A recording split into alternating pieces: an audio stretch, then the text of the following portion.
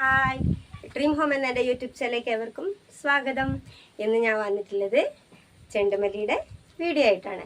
അപ്പോൾ കഴിഞ്ഞ പ്രാവശ്യത്തെ എൻ്റെ വീഡിയോ കണ്ടവർക്കറിയാം, ചെണ്ടുമല്ലിക്ക് കൃത്യമായ വളവും കാര്യങ്ങളൊന്നും കൊടുക്കാൻ പറ്റാത്തതുകൊണ്ടും മഴ കൂടുതലായതുകൊണ്ടും എനിക്ക് ചെണ്ടുമല്ലി പൂക്കോ ഇല്ലയോ എന്നുള്ളത് സംശയം, അതായത് ഓണാകുമ്പോഴത്തേന് പൂക്കോ ഇല്ലയോ എന്നുള്ളത് സംശയമാണെന്ന് ഞാൻ പറഞ്ഞിട്ടുണ്ടായിരുന്നു.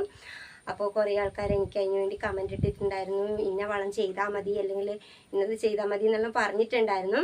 അപ്പോൾ എനിക്ക് ഈ ടെറസിൻ്റെ മുകളിൽ ചെയ്തത് കൊണ്ട് അധികം മഴയായി കഴിഞ്ഞാൽ അത് നമ്മളെ വാർപ്പിനെ ബാധിക്കുകയോ ഇല്ലയോ എന്നുള്ളൊരു ഭയം കൊണ്ട് ഞാൻ അധികം വളം ചെയ്തിട്ടില്ല. കാരണം അത് വളം ചെയ്യുമ്പോൾ ചിലപ്പം ഒരുപാട് വെള്ളമായി കഴിയുമ്പോഴത്തേനും അത് വാർപ്പിലേക്ക് ഇറങ്ങിക്കഴിഞ്ഞാൽ നമ്മുടെ വാർപ്പിന് എന്തെങ്കിലും കേടുപാട് സംഭവിക്കുമെന്ന് ഭയന്നിട്ടാണ് ഞാൻ വളം ചെയ്യാതിരുന്നത്. ഇപ്പോൾ വെയിലൊക്കെ ആണെങ്കിൽ നമുക്ക് അത്യാവശ്യം വളമൊക്കെ ഇട്ട് കൊടുക്കാം ധൈര്യമായിട്ട്, അധികം വെള്ളം താഴോട്ട് ഇറങ്ങുകയില്ല, നമുക്ക് വിശ്വസിച്ച് ഒഴിച്ചു കൊടുക്കാം. പക്ഷെ മഴയുള്ള സമയത്ത് നമുക്ക് ഒരുപാട് വളങ്ങൾ, രാസവളങ്ങളോ അല്ലെങ്കിൽ മറ്റെന്തെങ്കിലും വളം ചെയ്ത് കഴിഞ്ഞാൽ അത് വാർപ്പിനെ ബാധിക്കുമെന്നൊരു ഭയം ഉണ്ടായിരുന്നു എനിക്ക്. അത് അങ്ങനെ ഉണ്ടാവോ ഇല്ലയോ എന്ന് എനിക്ക് അറിയത്തില്ല. അറിയുന്നവരാരെങ്കിലും ഉണ്ടെങ്കിൽ ഒന്ന് അത് കമൻറ്റ് ചെയ്യണം. വാർപ്പിൻ്റെ മുകളിൽ കൃഷി ചെയ്യുന്നവർക്ക് അറിയായിരിക്കും എങ്ങനെയാണ് നമ്മൾ വളമൊക്കെ ചെയ്ത് കഴിഞ്ഞാൽ നമ്മുടെ വാർപ്പിനെ ബാധിക്കുമോ എന്നുള്ളത്. അപ്പോൾ ടെറസിൻ്റെ മുകളിൽ മാത്രമേ നമുക്ക് ഈ കൃഷി ചെയ്യാനുള്ള സൗകര്യമുള്ളൂ. അപ്പോൾ വീടിൻ്റെ മുകളിലാണെങ്കിലും നല്ല സ്പേസ് ഉള്ളതുകൊണ്ട് ഞാൻ അധികം വാർപ്പിൻ്റെ മുകളിലാണ് ചെയ്യാറ്. അപ്പോൾ അങ്ങനെ ഭയന്നിട്ടാണ് ഞാൻ അധികം വളമൊന്നും ചെയ്യാതിരുന്നത്. പക്ഷെ എങ്കിലും ഈ മഴയെല്ലാം തരണം ചെയ്തുകൊണ്ട് ഓണാകുമ്പോഴത്തേനും എൻ്റെ കഷ്ടപ്പാട് കണ്ടിട്ടായിരിക്കണം ഭഗവാൻ എന്നെ അനുഗ്രഹിച്ചിട്ട് എനിക്ക് ഓണാകുമ്പോഴത്തേനും കുറച്ച് പൂക്കൾ തന്നിട്ടുണ്ട്. ആ പൂക്കൾ ഞാൻ നിങ്ങളെ കാണിക്കാം. മുട്ടുകൾ ഇനി വരിയാനുണ്ട്. പിന്നെ കുറച്ച് കേടുകൾ വന്നു. അധികം വളവും ഒന്നും ഇടാത്തതുകൊണ്ടാണോ അതാ ഈ മഴ കൂടുതലുകൊണ്ടാണോ എന്നാന്ന് എനിക്കറിയില്ല. കുറച്ച് കേടുപാടുകളൊക്കെ വന്നിട്ടുണ്ട് ചെടികൾക്ക്. എങ്കിലും നല്ല രീതിയിൽ പൂക്കുന്ന രീതിയിലുള്ള മുട്ടുകളും വന്നിട്ടുണ്ട്. അപ്പം ഞാൻ എൻ്റെ ചെണ്ടുമല്ലി പൂത്തതിനെ പറ്റി ഉള്ളൊരു ചെറിയ വീഡിയോ ആണ് ഇന്ന് ചെയ്തിരിക്കുന്നത്.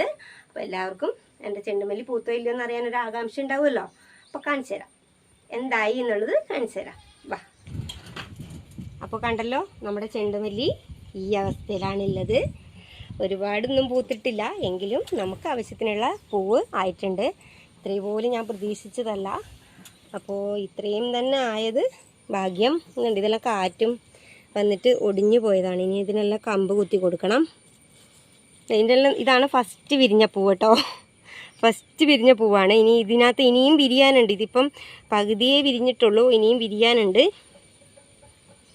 നല്ല ഒരുപാട് മുട്ടുകളുണ്ട്, എല്ലാത്തിലും ഒരുപാട് മുട്ടുകളുണ്ട് കണ്ടോ. ഇതൊക്കെ നോക്കി എത്ര മുട്ടുകളാണ്. ഇത് ശരിക്കും നവമീരൊക്കെ ഒരു ടൈം ആകുമ്പോഴത്തേനും മൊത്തം വിരിയുള്ളൂ എന്ന് എനിക്ക് തോന്നുന്നേ. ഇനിയും സമയം പിടിക്കും. ഞാൻ ഈ ഭാഗത്ത് വെച്ച് ചെടികൾക്ക് കുറച്ച് ഉഷാർ കൂടുതലുണ്ട്. എന്ന് വെച്ചാൽ ഓവർ വെയിലും ഒരുപാട് മഴയൊന്നും അധികം കൊണ്ടിട്ടില്ല എന്ന് തോന്നി ഈ ഭാഗത്തേക്ക്. എന്താണെന്നറിയില്ല, ഈ ഭാഗത്ത് ചെടിക്ക് നല്ലൊരു ഉഷാറുണ്ട്.